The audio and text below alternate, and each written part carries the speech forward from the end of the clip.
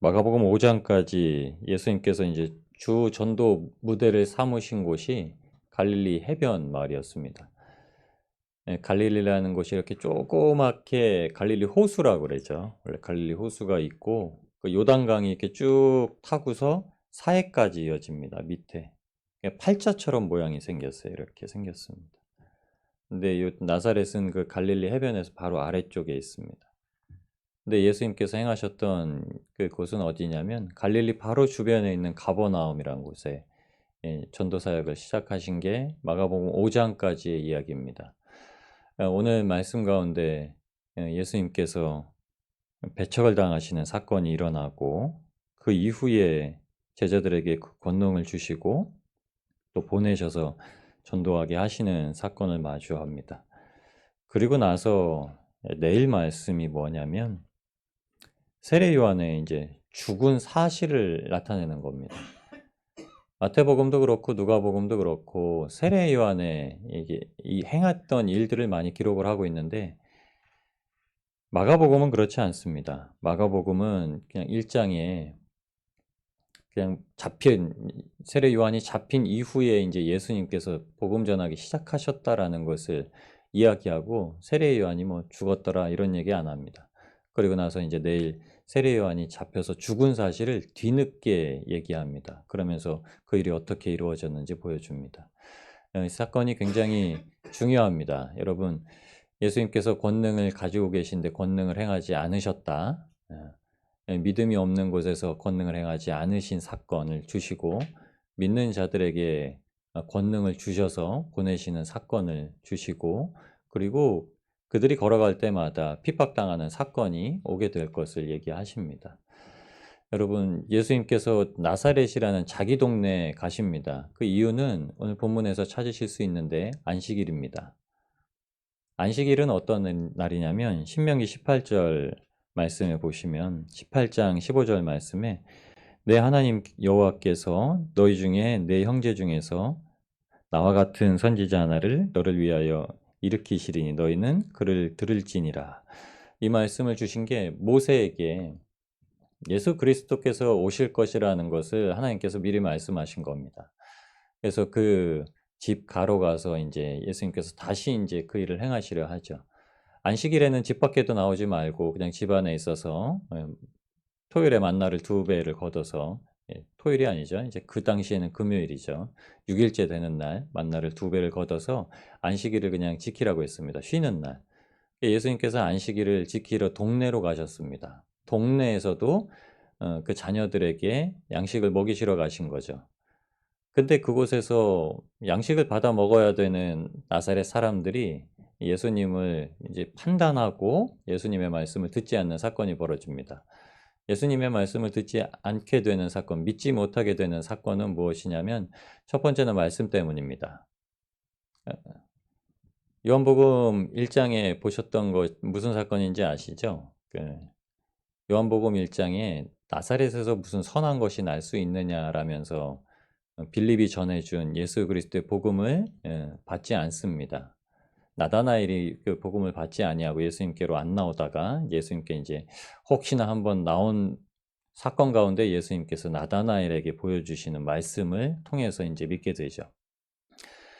성경에 기록되기는 베들레헴에서 구세주가 나실 것이라고 예언이 되어 있었습니다. 근데 예수님의 역사를 모르는 그 당시 사람들은 예수님은 그냥 나사렛에서 출생하신 분인 줄 알았죠. 베들레헴에서 나시고 나사렛에서 이주하셔서 거기서 사셨죠. 그러니까 첫 번째는 이곳에서는 약속된 선지자가 날 수 없다라는 거죠. 이게 사람들이 가지고 있는 기본적으로 알고 있는 그 종교성에 합리적이지 못한 부분, 그냥 알고 있는 사실, 상고하지 못한 부분들 때문에 예수님을 받아들이지 못한 겁니다. 두 번째는 무엇이냐면 예수님께서 육신을 입고 계신 그 상황 때문에 그렇습니다. 다 알고 있어요. 아버지 요셉에 대해서는 얘기하지 않습니다. 요셉은 이 당시 이미 죽었을 겁니다. 그러니까 그 어머님 모친 마리아의 아들이 아니냐, 그리고 이 사람이 목수가 아니냐. 왜냐면 요셉이 목수였기 때문에 아들은 당연히 아버지의 직업을 계승하게 되어 있습니다. 그래서 예수님께서 목수 일을 이제 18년 동안 행하셨다고 말씀을 드렸죠. 마리아의 아들이고 그 직업은 목수였고 그리고 그 형제들, 여기 이름도 다 기록되어 있죠. 야고보와 요셉과 유다와 시몬. 그 당시에 이 이름은 아주 흔한 이름입니다. 그러니까 철수와 영희처럼 그런 이름들이죠. 그러니까 이런 이름들을 딱 나열하고서 누이들도 여기 있지 아니하냐. 그러니까 형제들도 많았죠. 예수님께서.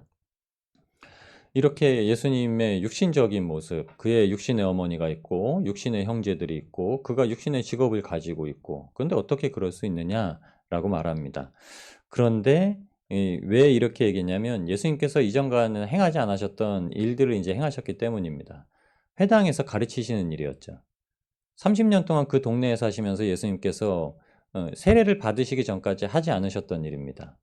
여러분, 세례를 받으시고 성령이 임하시고 하나님께서 내 사랑하는 아들이라고 말씀하셨을 때 비로소 역사를 하시기 시작합니다. 권능을 베푸시기 시작합니다. 여러분, 이것은 누구에게라도 마찬가지입니다. 우리가 신앙생활 할 때도 성령의 임재하심 이후부터 모든 사역이 시작됩니다. 여러분, 부름을 받은 자들 많고 청함을 받은 자들 많지만 택함 받은 자들은 적다고 말씀하셨습니다.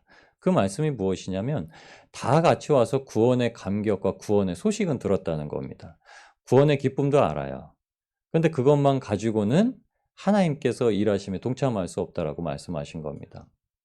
왜냐하면 예수님께서 이루려고 하시는 것은 마침내 오게 될 새하늘과 새 땅과 새 예루살렘, 지상에 오게 될 천국, 역사는 예수님의 재림의 때에 이루어지는데, 그때 예수님께서 다시 오실 때 무엇이라고 말씀하셨냐면 주님께서 다시 오실 때 죄를 보시러 오시겠느냐.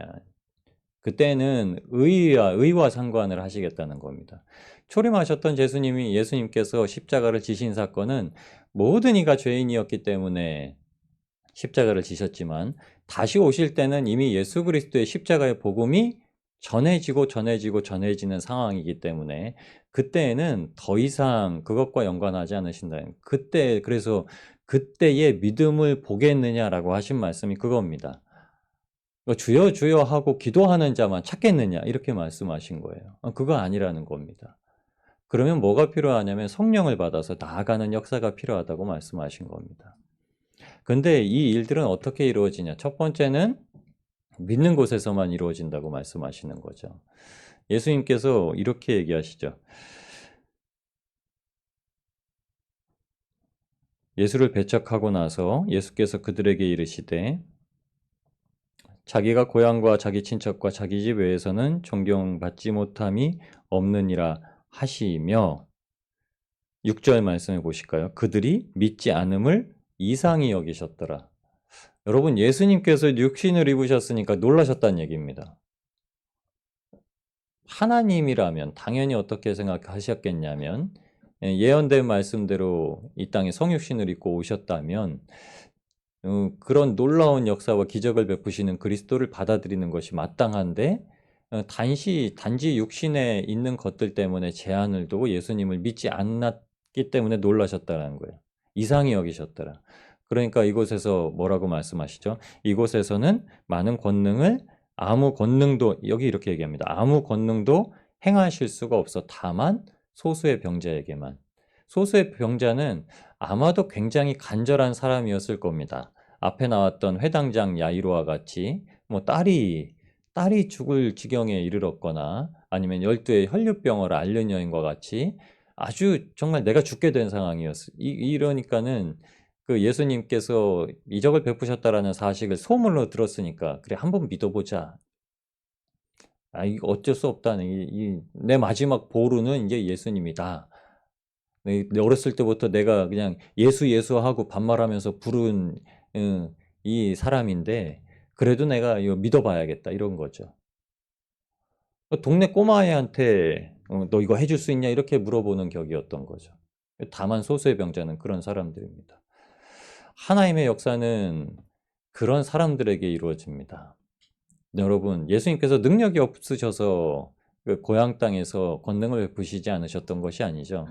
믿음이 없으셨기 때문에 베푸실 수 있었던 권능을 제한되셨다는 겁니다. 여러분, 우리에게도 예수님께서 일하셔야 될 통로가 마땅히 있고 예수님께서 일하실 것들이 많이 준비되어 있습니다. 그런데 되어지지 않는 것들은 여러분 때로는 우리가 한편으로는 이렇게 생각해 보실 수도 있습니다. 우리의 믿음이 과연 주님께서 우리에게 베푸시려고 하시는 만큼 기대하고 소망하고 바라고 있는가? 이 권능은 굉장히 중요합니다. 왜 믿음이 없는 자들아라고 부르셨던 제자들을 예수님께서 그 권능을 주시고 보내셨기 때문입니다. 근데 제자들은 또 그 일을 해요. 제자들이 둘씩 짝을 이뤄서 나간 곳에서 주님의 권능을 행하고 나서 돌아와서 그 일들이 어떻게 이루어졌는지 이제 내 사건 가운데 막 이야기하는 장면이 나옵니다. 그런데도 이제 그 장면은 성령을 받아서 행한 것은 아니죠. 그것은 예수님께서 이 땅 가운데 지상 가운데 같이 계셨기 때문에 예수님의 힘과 능력과 권능으로 행했던 겁니다. 그리고 예수님이 승천하신 이후에는 성령을 받기까지는 제자들이 아무것도 할 수 없었죠. 이게 참 중요합니다. 지금 예수님께서 우리와 늘 동행하시는 분이십니다. 그러나 예수님은 보좌 우편에 계신 분이십니다. 그래서 성령님께서 우리와 동행하시는 걸로 나타나시는 거죠. 여러분, 우리가 육신을 가지고 예수님의 뒤를 따르는 신앙생활을 할 때 예수님께서 겪으셨던 것 같이 많은 사건, 정말로 기이 여길 사건도 있고 놀랄 사건도 많이 벌어집니다. 그때 무엇이 필요하냐면, 그래서 주님께서 그 말씀하신 겁니다. 자기를 부인하고 십자가를 지고 따를 것이니라. 우리가 육신의 것을 생각하면은 다 마땅히 육신의 것으로 이루어져야 될 것을 기대합니다. 그런데 하나님께서 원하시는 것은 그것이 아니십니다. 하나님께서 원하시는 건 그 상황을 정리하려고 보이시는 것이 아니라 그 상황 가운데서 예수님과 같은 형상을 닮아가는 우리를 찾고 계신 겁니다. 여러분, 권능이라는 것은 12절 말씀에 이렇게 얘기를 하십니다. 회개하라, 전파하고 많은 귀신을 쫓아내며 많은 병자에게 기름을 발라 고치더라, 이렇게 얘기하시죠. 기름을 발라 고치더라. 야고보서 5장에도 장로들을 청하여 기름을 바르고 병 낫기를 간구하기를 나누라고 했습니다.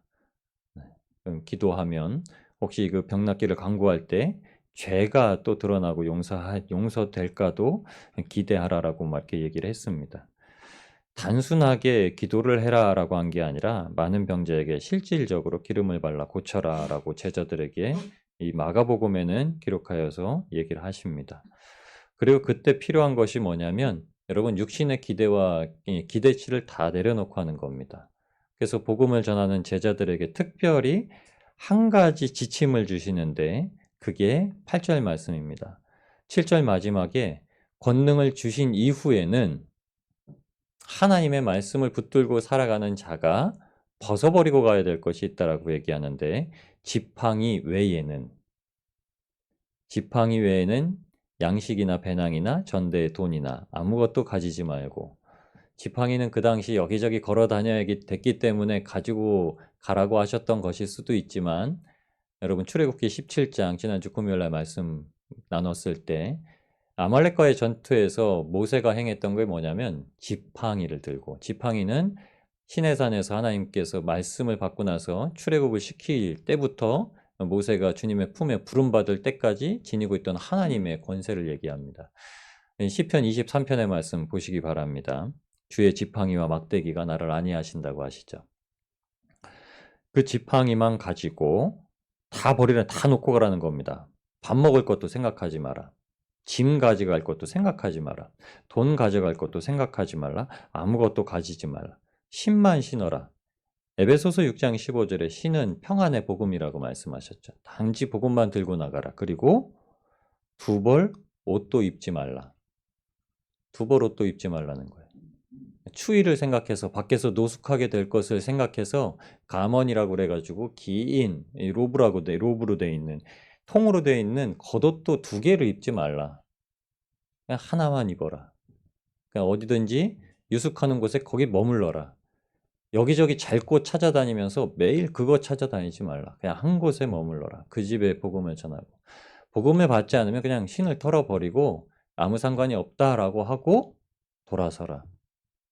이렇게 말씀하신 이후에 제자들이 그대로 나가서 행합니다.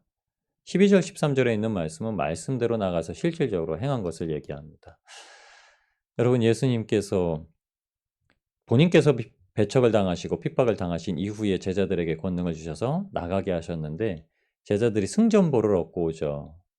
승전보를 얻고 오니까 기뻐하는 가운데 마가는 바로 이 소식을 이제 요한의 소식을 이제 기록합니다. 다시 한번 저희가 마가복음을 누구를 대상으로 썼는지 한번 생각해 보셔야 되죠. 로마에 있는 핍박받던 그리스도인들. 승리의 소식은 알려주는데 그 승리의 소식이 육신으로 이기는 것이 아니다라는 것을 오늘 본문과 내일 본문 그리고 주일까지의 본문을 통해서 계속 이어지고 얘기하는 겁니다. 여러분, 우리가 승리하는 건 육신으로 승리하는 것이 아닙니다. 영적으로 승리하는 것은 육신의 모든 맞게 되는 상황 가운데서 영적으로 어떻게 이기게 될 것을 말씀하시는 겁니다. 두려워하지 말라, 강하고 담대하라. 성령을 받았을 때 성령이 충만해지는 사건, 오늘 저녁에도 함께 나누실 텐데요. 먼저 말씀을 드리자면 여러분, 성령은 항상 충만해 있지는 않습니다. 그렇죠? 성령님은 우리가 모신다고 하지만 성령님은 우리의 임의로 막 이렇게 오라 가라 하면은 오시고 가시는 분이 아니시기 때문에, 그런데 어떤 상황을 마주할 때마다 성령이 충만하게 되어 있습니다. 오순절 성령의 역사는 첫 번째로 성령이 충만했고요. 그리고 베드로가 담대하게 전할 때 다시 한번 성령이 충만했고, 공회에 잡혀가서 사내들인 공회에서 이제 사람들과 사장에 있던 말씀이죠. 대적하는 말을 무슨 권세로 이런 일을 행하냐 했을 때 베드로가 그때 4장 8절에도 성령이 충만하여서, 매번 사건을 맞을 때마다 성령이 충만해야만 그 일들을 겪어나갈 수 있게 하심을 보여주십니다. 여러분, 오늘도 성령님께서 우리가 마주하는 모든 일 가운데 충만하게 임재하셔서 그 일을 견뎌나가게 하실 줄 믿습니다. 여러분, 어떤 사건에도 두려워하지 마시고 육신으로 대할 것도 없습니다. 영으로 대하는 것은 오직 성령님께 의지하여서 나아가실 때 반드시 그 승리와 기쁨을 누리게 하시고 오늘도 주님께서 동행하시는 사실을 경험케 하실 줄 믿습니다. 오늘도 우리의 삶 가운데서 일하시고 역사하실 주님을 기대하시고 또한 모시고 살아가시는 복된 하루가 되시길 주님의 이름으로 축원합니다.